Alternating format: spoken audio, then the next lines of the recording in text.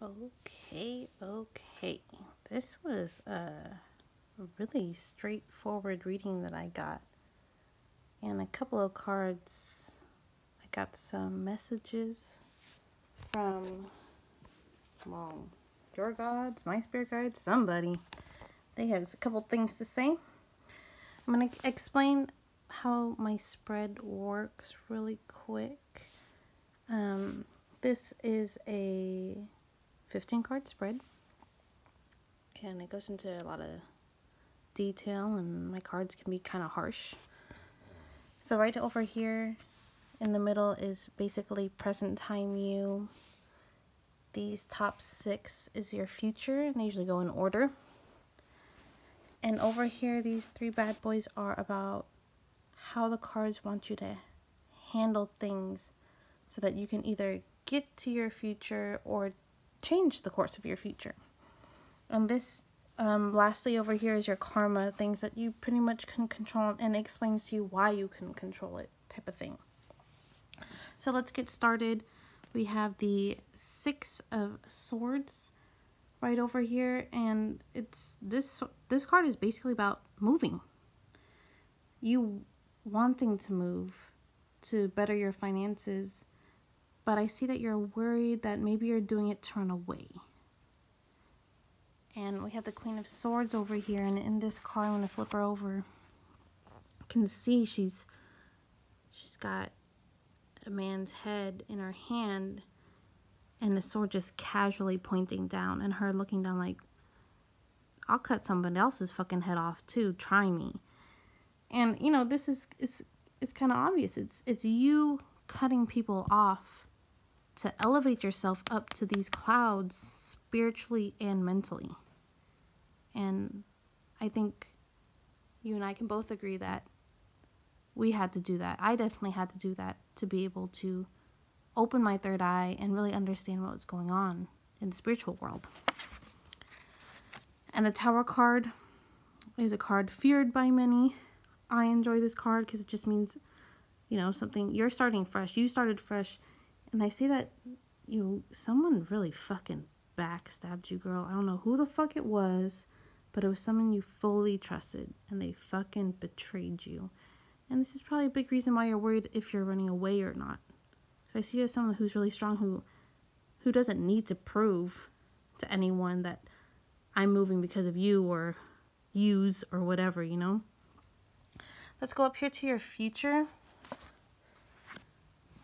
The Hierophant, or font, I don't know if I'm saying it right, but this guy is all about knowledge. You got all of this stuff just surrounding him. And I see you doing this and moving so that you can learn. So that you can obtain the amount of knowledge to be able to study, the proper ways to meditate. You know, getting deeper into your religion. But I see something in a way holding you back. So this is the 5 of Cups over here. And this is just about like making a sacrifice. Well, I'm gonna grab my notes so it's easier for me to read it over here. And you know, something's gonna be holding you back. And you're trying to see, like, is it gonna be the greater good to let go of it or not? And I pulled some aspecting cards, some clarity cards, because I wanted to be able to kind of tell you what the cards are seeing on what's holding you back. And it's definitely a man holding you back, a really artistic man. Here's the Prince of Cups over here, and this man is really big on music, but emotionally he's unavailable. He's not there for you. He's there for himself. Look at him holding that cup. Look at him looking at it. He's looking at that cup. He's not looking at you. He's not looking at that bird that's guiding him. So I pulled another card like, who the heck is this guy? And this is the 5 of Wands. I mean, I see a lot of arguments with this dude. And I think it's more because both of you are just alpha. And it's cool to dominate in certain areas, like being more dominant in bed, or, you know, being more dominant in finances or dominant in fixing the car or whatever. That's cool. It's all about balance. But if you're both clashing heads, it's lowering your vibration, but in some odd way bringing him up. And it's, girl, we both know. You can't just bring one person up. And then I see that once you let this dude go, or maybe it's the memory of him go, I don't think I'm saying it right, because I'm not the one that Baba Lowo or something. I can't say it because I've never heard it, but they're telling me to say, daughter, it is time to be a warrior. Meet me in the garden. Quote unquote. Daughter, it is time to be a warrior. Meet me in the garden. I don't know what that means. They're not talking to me. They're talking to you. So I don't know if you want to write that down or what, but that message is for you. And this is a little bit farther into the future over here. And we got the Sun card. And it's showing me that once you get initiated by this Baba Lulawoo, or I'm not trying to be disrespectful. I don't know how to say it. But once you start getting into it, there's going to be secrets that are introduced to you. And things just going to start making sense. And as we both know, sometimes secrets aren't the best of things to know. So keep that in mind when you know too much. I'm going to flip this one over because it's upside down. In my deck, this is the art card. And this is the ultimate woman. I see some high priestess pouring all this honey and knowledge into you. Some kind of mystery school. Something you definitely just can't Google. You know, I don't know what that's about. You probably know what it's about because I don't know a lot about this religion, but it's all you. But something that you gotta be brought to. And over here is the Five of Swords.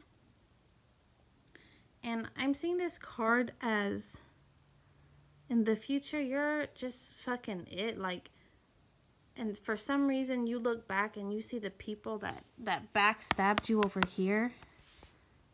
And I know you're feeling it now, but also at present times, you still have your feelings over it, which you're allowed to have, you know what I mean?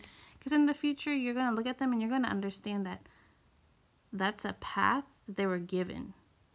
And this path you were given so that you could learn all of this.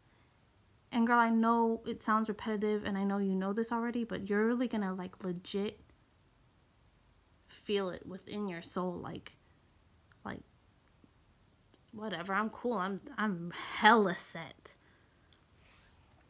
So, just a recap on these future cards. I do see you moving, but I don't really see you in Atlanta, like, settling your roots, but more as the beginning stages of an adventure to get to this place where you're just learning so much. Like, I don't even see, like, this farther future right over here. I don't see that even as that far ahead in time.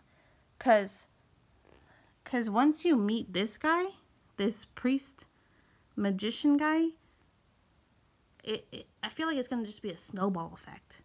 It's all going to be moving so fast. And just a reminder, these cards are like how you should handle it. And this was one of the other cards that I was gotten a message from. 10 of Swords, and they told me to tell you, remember the innocent involved. Let me repeat that again. Quote, remember the innocent involved, unquote. And take a look at these swords over here. It's just a hot mess, right? And there's one heart here. That's the innocent. Whatever innocent is, if it's you, if it's somebody else, if it's a multitude of people that you feel have the same energy, Just remember that, because you seriously need to cut ties, and my cards are telling me to tell you to move. It's important that you, like I said, remember the innocence involved. That's not me saying it. That's them saying it to tell you. Which is pretty deep. I mean, I got like fat chills when I was writing that down. Like, I was like, man, I need a blanket or something. It was really, really creepy. Because it was one of those, not a monotone. It was like an angry, remember the innocent involved. Like, yeah, it was angry. Moving on to the Knight of Swords. This is you. Look how fast this guy is moving. He's an unstoppable force. That's you. It's time to be strategic. Time to use your charm. Your charm is going to be your greatest weapon.